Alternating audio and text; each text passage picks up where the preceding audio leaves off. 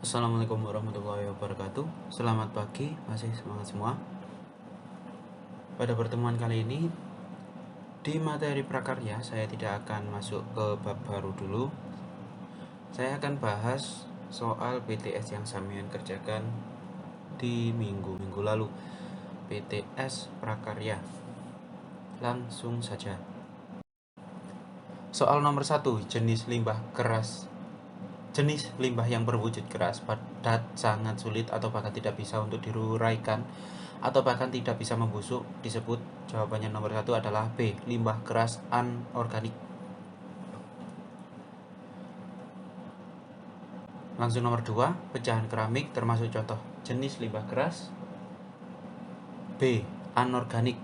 Anorganik yang saya maksud adalah pecahan keramiknya, bukan bahan untuk keramik, bukan tanah liat untuk keramik, yaitu pecahan keramik. Nomor 3, meminimalisir barang yang digunakan termasuk salah satu prinsip kerajinan limbah keras, yaitu reduce. Reduce itu yang berarti meminimalisir atau mengurangi. Kemudian reuse. Nah, reuse itu berarti menggunakan ulang, menggunakan kembali, atau recycle, mendaur ulang. Jadi yang saya maksud adalah meminimalisir, yaitu atau mengurangi. Nah, jawaban yang paling tepat adalah A, reduce. Nomor 4. Contoh limbah keras organik. Jawabannya adalah B, limbah keras organik ya. Jawabannya adalah B, cangkang kerang, ranting pohon. Nomor 5, bisa dilihat gambarnya, itu merupakan kerajinan dari bahan limbah kaca. Jawabannya A. Lanjut ke nomor 6, saringan yang berfungsi untuk menghilangkan bau tidak sedap. Air yang disaring adalah arang. Bukan parang, bukan tape atau aerasi. Aerasi itu apa sih? Aerasi itu penambahan udara atau oksigen ke dalam air. Bahan yang berfungsi untuk menambah oksigen ke dalam air adalah, jawabannya adalah A, pasir zeolit. Teknik itu bisa dinamakan aerasi ya, menggunakan bahan pasir zeolit. Nomor 8. Berikut ini bahan yang berfungsi untuk menyaring lumpur, tanah, dan partikel besar atau kecil dalam air adalah silika. B.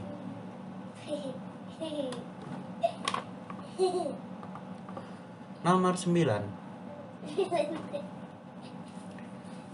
Teknik dan prosedur pembuatan alat penjernih air dengan bahan alami meliputi memotong, melubangi, merekat, dan mengikat. Jawabannya adalah C. Fungsi pasir zeolit dalam alat penjernih air adalah menambah oksigen. D.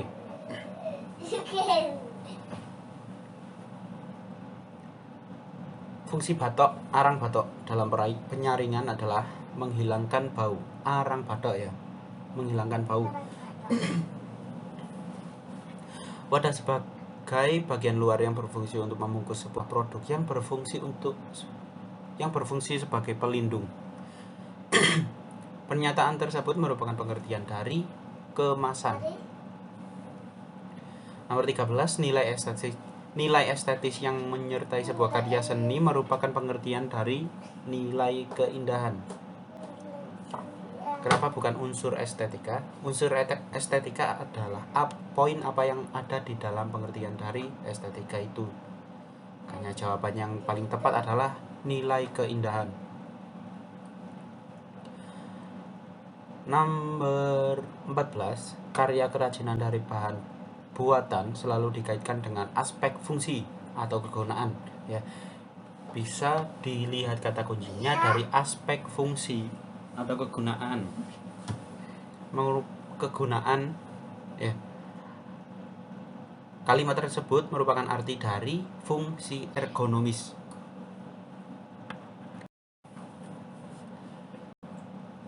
yang merupakan limbah keras anorganik kecuali anorganik ya. Anorganik itu yang bisa membusuk. Anorganik yang tidak bisa membusuk. Kalau organik itu bisa membusuk. Jawabannya adalah C, rotan, kapas, triplek. Ya, yang ditanyakan adalah limbah keras anorganik kecuali, otomatis kan yang ditanyakan limbah keras organik, yaitu C.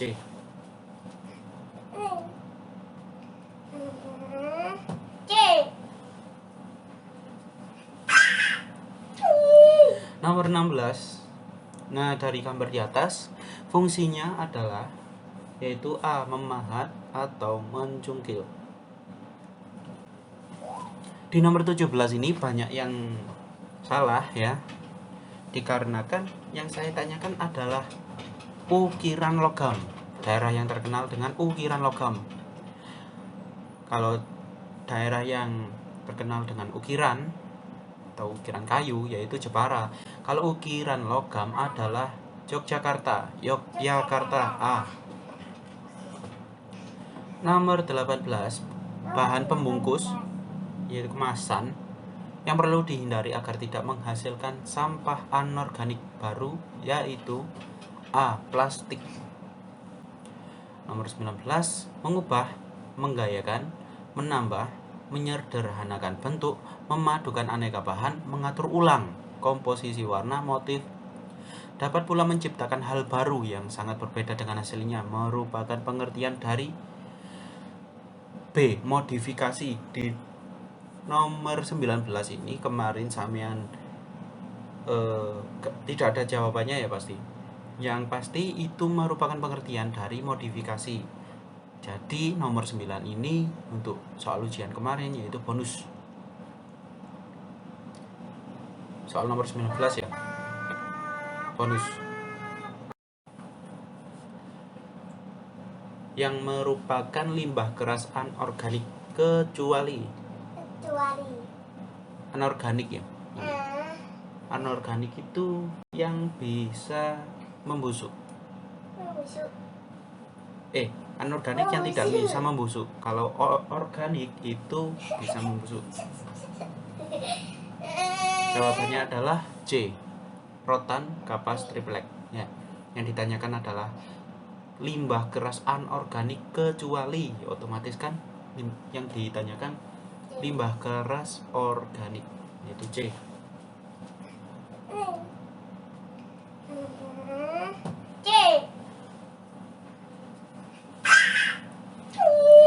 Nomor 16.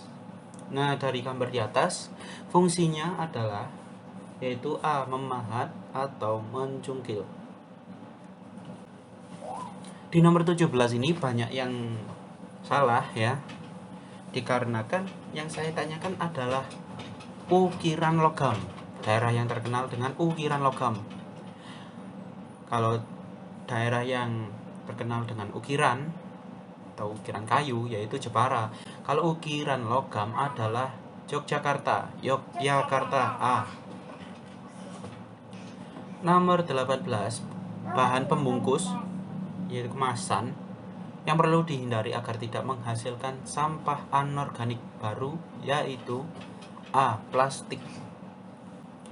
Nomor 19, mengubah, menggayakan, menambah, menyederhanakan bentuk, memadukan aneka bahan, mengatur ulang komposisi warna, motif, dapat pula menciptakan hal baru yang sangat berbeda dengan hasilnya, merupakan pengertian dari B, modifikasi. Di nomor 19 ini kemarin samian tidak ada jawabannya ya pasti. Yang pasti itu merupakan pengertian dari modifikasi. Jadi nomor 9 ini untuk soal ujian kemarin yaitu bonus. Soal nomor 19 ya. Bonus.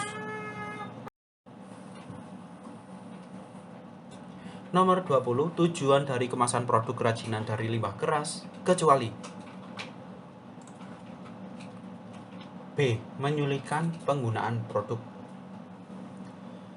Terus tujuannya apa? Kalau membuat kemasan yang bertujuannya untuk menyulitkan produk ya. Kemasan itu digunakan untuk melindungi, bahkan memudahkan kalau mengangkat. Lanjut nomor 21, bahan yang berfungsi untuk menambah oksigen ke dalam air adalah pasir zeolit. Berikut ini yang bukan bahan yang digunakan dalam penjernih air buatan adalah C. Daun talas. Nomor 23, limbah keras berupa pecahan kaca, pecahan keramik, potongan logam, dan aneka plastik perabot biasanya ditemukan di daerah perkotaan. B. Nomor 24, teknik yang digunakan dalam pembuatan kerajinan cangkang kerang, kecuali dicor. C. Terakhir nomor 25, berikut ini yang termasuk bahan baku kerajinan dari pegunungan, kecuali tulang ikan ya. Kalau tulang ikan itu biasa ditemukan di daerah laut, daerah pantai, seperti itu.